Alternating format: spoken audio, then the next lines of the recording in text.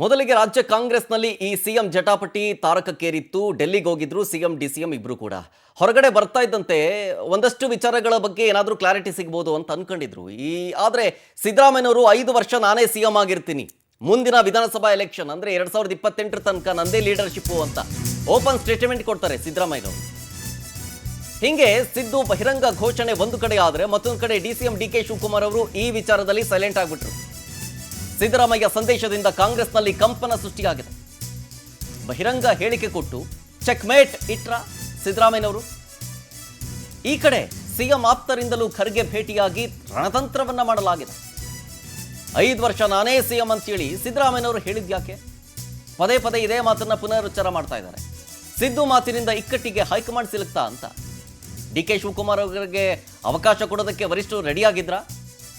ಸಿದ್ದು ಆಪ್ತರು ಖರ್ಗೆಯನ್ನ ಭೇಟಿ ಮಾಡಿದ ಉದ್ದೇಶ ಆದ್ರೂ ಏನು? ಖರ್ಗೆ ಭೇಟಿ ಮಾಡುವಂತೆ ಸಚಿವರಿಗೆ ಏನಾದರೂ ಸೂಚನೆ ಬಂದಿತ್ತಾ? ಗೊತ್ತಿಲ್ಲ. ಮಲ್ಲಿಕಾರ್ಜುನ್ ಖರ್ಗೆ ಅವರ ಅಭಿಪ್ರಾಯವನ್ನೇನಾದರೂ ಪಡ್ಕೊಂಡ್ರ ಸಚಿವರು? ಅದೂ ಗೊತ್ತಿಲ್ಲ. ಸಿದ್ದು ಮಾತಿನಿಂದ ಹೈಕಮಾಂಡ್ಗೆ ಟೆನ್ಷನ್ ಶುರುವಾದಂತೆ ಕಾಣಿಸ್ತಾ ಇದೆ. ಈ ಹೈಕಮಾಂಡ್ ನಾಯಕರನ್ನ ಭೇಟಿಯಾಗಿ ಹೊರಗೆ ಬಂದ ನಂತರ ಸಿದ್ದರಾಮಯ್ಯನವರು ಈ ವಿಚಾರದ ಬಗ್ಗೆ ಏನೇನು ಹೇಳಿದ್ರು ಬನ್ನಿ ತೋರಿಸ್ತೀನಿ. That I am going to complete 5 years term. I will be the chief minister for 5 years. I made it very clear on 2nd of this month. I made this statement, and I made this very clear. And Mr. D.K. Shivakumar was also there, because on that day we were having a cabinet meeting. That I am going to complete 5 years term. I will be the chief minister for 5 years. I made it very clear on 2nd of this month. I made this statement, and I made this very clear.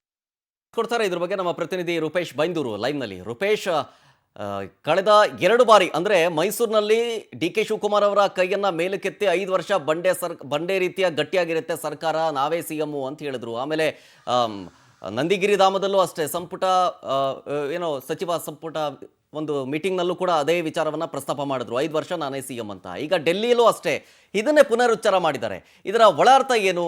ಅವರ statement ಮುಖಾಂತರ D K Shivakumar silent ಆದ್ರ ಅಂತ?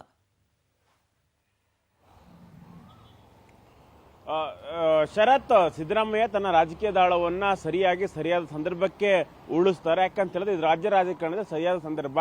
ಎಲ್ಲರೂ ಹೇಳೋದಷ್ಟು 2 ವರ್ಷ ಆಗಿದೆ, 2 ವರ್ಷ ಅಧಿಕಾರ ಹಂಚಿಕೆ ಸೂತ್ರ ಪ್ರಕಾರವಾಗಿ ಸಿಎಂ ಸಿದ್ದರಾಮಯ್ಯ ಬಿಟ್ಕೊಡ್ಬೇಕು ಅಂತೇಳಿ ಡಿಕೆಶಿ ಆಪ್ಟರ್ ಅಲ್ಲದೆ ಇದ್ರು ಕೂಡ ಒಂದು ಜನಕ್ಕೆ ಅನ್ಸುತ್ತೆ, ಆಯ್ತು ಸಿಎಂ ಸಿದ್ದರಾಮಯ್ಯನವರು ಅಧಿಕಾರ ಮಾಡಿದ್ದಾರಲ್ಲ, ಡಿಕೆಶಿ ಅಧಿಕಾರ ಮಾಡಲಿ ಅಂತೇಳಿ ಒಂದು ಹಂತಕ್ಕೆ ಎಲ್ಲರೂ ಕೂಡ ಅನಿಸಬಹುದು. ಈ ಸಂದರ್ಭದಲ್ಲಿ ಚರ್ಚೆ ಜೋರಾಗ್ತಾ ಇದೆ. 100ಕ್ಕೂ ಹೆಚ್ಚು ಜನ ಶಾಸಕರ ಬೆಂಬಲ ಇದೆ ಅಂತೇಳಿ ಇಕ್ಬಾಲ್ ಹುಸೇನ್ ಅವರು ಡಿ ಕೆ ಶಿವಕುಮಾರ್ ಆಪ್ತರು ಹೇಳಿದ್ರು. ಅದಾದ ಸ್ವಾಮೀಜಿಗಳಲ್ಲಿ ಹೇಳಲಿಕ್ಕೆ ಶುರು ಮಾಡಿದ್ರು, ಡಿ ಕೆ ಶಿವಕುಮಾರ್ ಅವರು ಸಿಎಂ ಆಗಲಿ ಸಂದರ್ಭ ಬಂದಿದೆ ಅಂತೇಳಿ. ಈ ಸಂದರ್ಭನ ಬಳಸಿಕೊಂಡು ಮತ್ತಷ್ಟು ಜನ ಡಿ ಕೆ ಶಿವಕುಮಾರ್ ಸಿಎಂ ಆಗಬೇಕು ಅಂತ ಕೂಗನ್ನ ಮಾಡ್ಲಿಕ್ಕೆ ಶುರು ಮಾಡಿದ್ರು. ಈ ಸಂದರ್ಭ ಬಿಟ್ಟರೆ ಸಿದ್ದರಾಮಯ್ಯನವರಿಗೆ ಚೆಕ್ಮೇಟ್ ಮಾಡ್ಲಿಕ್ಕೆ ಬೇರೆ ಸಂದರ್ಭ ಇರಲಿಲ್ಲ. ಹೀಗಾಗಿ ಸ್ಪಷ್ಟವಾಗಿ 5 ವರ್ಷ ನಾನೇ ಸಿಎಂ ಆಗ್ತೀನಿ ಅಂತ ಹೇಳಿದ್ದಾರೆ. ಅಷ್ಟೇ ಹೇಳಿದ್ರೆ ಅಚ್ಚರಿ ಆಗ್ತಾ ಇರಲಿಲ್ಲ. ಮುಂದೇನು ಕೂಡ ಅಂದ್ರೆ ಅಧಿಕಾರಕ್ಕೆ ಬರೋಕೆ 2028 ಚುನಾವಣೆ ಆಗುತ್ತಲ್ಲ, ಆ ಸಂದರ್ಭದಲ್ಲಿ ನಾವು ಅಧಿಕಾರ ಹಿಡಿಬೇಕಾದ್ರೆ ನಾನೇ ನಾಯಕತ್ವ ವಹಿಸ್ತೇನೆ ಅಂತ ಹೇಳಿದ್ರ ಮೂಲಕವಾಗಿ ಕೇವಲ ಈಗ ಮಾತ್ರ ಅಲ್ಲ, ನಾನು ಫಿಟ್ ಅಂಡ್ ಫೈನ್ ಆಗಿದ್ದೇನೆ ಒಂದು ಸಂದೇಶ. 5 ವರ್ಷ ಸಿಎಂ ಆಗೋದ್ರ ಮೂಲಕವಾಗಿ ನಾನು ಇನ್ನೂ ಕೂಡ ರಾಜ್ಯದಲ್ಲಿ ಚಲಾವಣೆ ಇದೇನೆ ಅಂತೇಳಿ ಇನ್ನೊಂದಿಷ್ಟು ಮಾತು. ಅದಾದ ಬಳಿಕ ಮುಂದಿನ ವರ್ಷವೂ ಕೂಡ ಅಂದ್ರೆ ಮುಂದಿನ ಟರ್ಮಲ್ಲೂ ಕೂಡ ನಾನು ನಾಯಕತ್ವ ವಹಿಸ್ತೀನಿ ಅಂತ ಹೇಳೋದ್ರ ಮೂಲಕವಾಗಿ ನನ್ನ ವರ್ಚಸ್ ಕಡಿಮೆ ಆಗಿಲ್ಲ, ಇನ್ನೂ ಕೂಡ ನನಗೆ ವರ್ಚಸ್ ಇದೆ, ಶಕ್ತಿ ಕೂಡ ಇದೆ, ಆ ಸಾಮರ್ಥ್ಯ ಕೂಡ ಇದೆ ಅಂತ ಹೇಳೋದ್ರ ಮೂಲಕವಾಗಿ ಯಾರೂ ಕೂಡ ಇನ್ನು ಸಿಎಂ ಬಗ್ಗೆ ಚರ್ಚೆನೇ ಮಾಡಬಾರದು. ಆ ನಿಟ್ಟಿನಲ್ಲಿ ಆ ಒಂದು ಸಂದೇಶವನ್ನು ರವಾನಿಸಿದ್ದಾರೆ.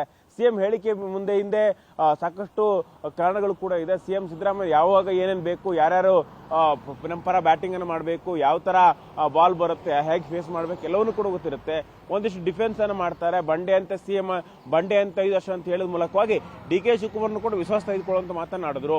ಅದಾದ ಬಳಿಕವಾಗಿ ಡಿ ಕೆ ಶಿವಕುಮಾರೇ ಒಂದು ಮಾತನ್ನು ಹೇಳಿದ್ರು ಹಿಂದೆ ಒಂದು ಚಾನಲ್ ಇಂಟರ್ವ್ಯೂನಲ್ಲಿ, ಅಧಿಕಾರ ಹಂಚಿಕೆ ಮಾತುಕತೆ ಆಗಿದೆ ಅಂತೇಳಿ ಹೇಳಿದ್ರು. ಈಗ ಸಿಎಂ ಅವರು ಕೂಡ ಸ್ಪಷ್ಟವಾಗಿ ಹೇಳಿದ್ದಾರೆ, ಯಾವುದೇ ರೀತಿ ಅಧಿಕಾರ ಹಂಚಿಕೆ ಮಾತುಗಳು ಆಗಿಲ್ಲ ಅಂತ ಹೇಳೋದ್ರ ಮೂಲಕವಾಗಿ ಸ್ಪಷ್ಟವಾಗಿ ಎಲ್ಲ ಏನೇನು ಡೌಟ್ಸ್ ಇದೆ ಎಲ್ಲರೂ ಕ್ಲಿಯರ್ ಮಾಡೋಂಥ ಕೆಲಸವನ್ನು ಮಾಡಿದ್ರು. ಒಂದ್ ಹೆಜ್ಜೆ ಮುಂದೆ ಹೋಗಿ ಮುಂದಿನ ವರ್ಷ ಮುಂದಿನ ಟರ್ಮ್ ಕೂಡ ನನ್ನ ನಾಯಕತ್ವ ಅಂತ ಹೇಳೋದ್ರ ಮೂಲಕವಾಗಿ ನಾನು ಇನ್ನೂ ಕೂಡ ರಾಜ್ಯ ರಾಜಕಾರಣದಲ್ಲಿ ಸಕ್ರಿಯವಾಗಿರ್ತೇನೆ, ಈ ಚುನಾವಣೆ ಆಯ್ತು ಅಥವಾ ಈ ಟರ್ಮ್ ಮುಗೀತು ಅಂತೇಳಿ ನಿವೃತ್ತಿ ತೆಗೆದುಕೊಳ್ಳೋದಲ್ಲ ಅಂತೇಳಿ ಹೇಳಿದ್ರು. ಸಿಎಂ ನಿವೃತ್ತಿ ತೆಗೆದುಕೊಳ್ಳೋದಾದ್ರೆ ಅಲ್ಲಿ ಚರ್ಚೆ ನಿಜಕ್ಕೂ ಕೂಡ ಬರುತ್ತೆ, ಯಾಕಂದ್ರೆ ಮುಂದಿನ ನಾಯಕತ್ವ ಹುಟ್ಟಾಕಬೇಕಾಗುತ್ತೆ, ಸಿಎಂ ಬದಲಾವಣೆ ಚರ್ಚೆ ನಿಜಕ್ಕೂ ಕೂಡ ಬರುತ್ತೆ.